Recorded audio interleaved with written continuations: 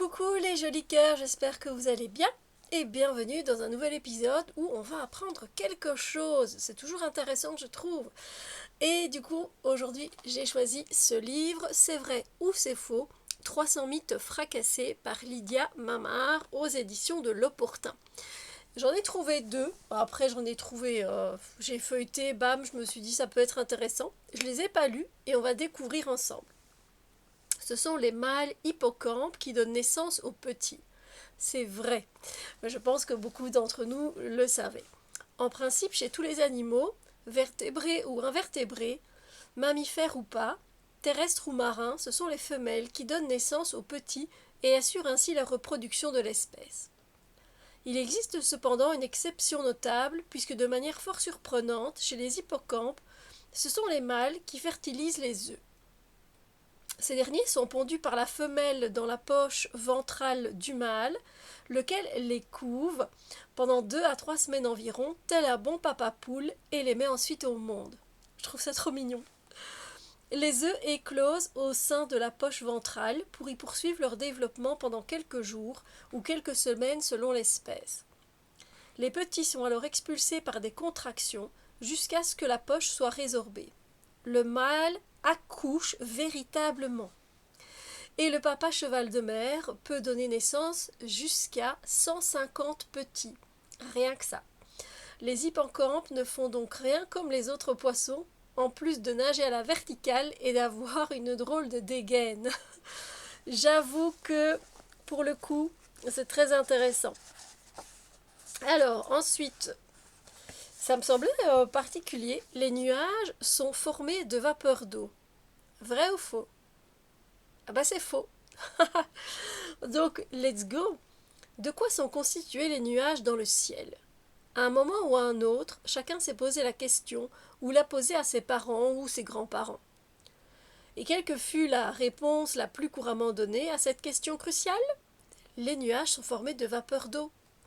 Malheureusement, cette réponse devenue presque banale présente le défaut majeur d'être parfaitement inexacte.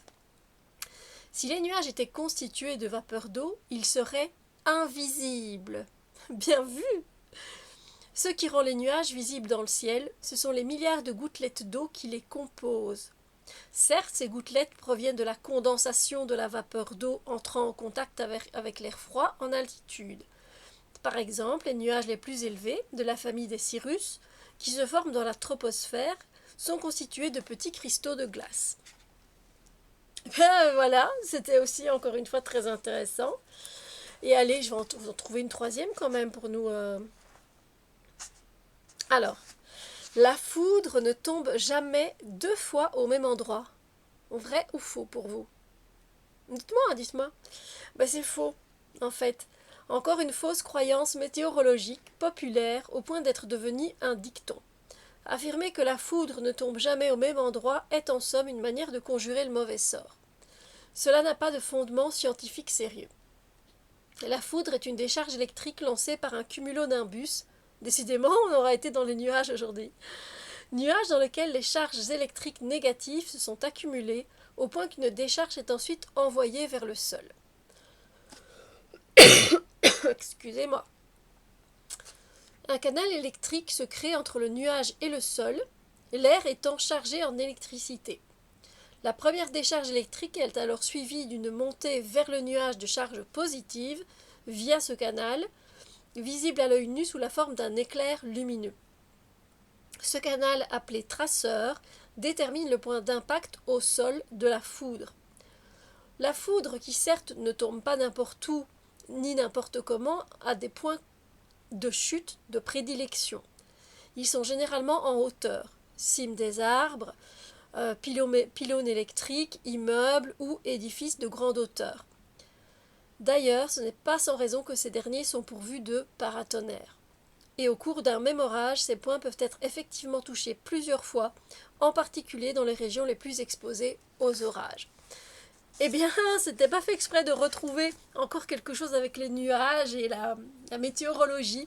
Mais voilà, du coup, j'espère que ces informations vous ont appris quelque chose, à vous aussi, comme à moi. Après les hippocampes, je connaissais quand même.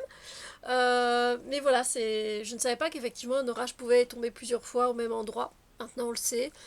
Et pour les nuages, la vapeur d'eau, ben, ce sera non hein, aux enfants. Allez sur ce, je vous souhaite une très belle journée, prenez bien soin de vous et à très bientôt pour d'autres vidéos.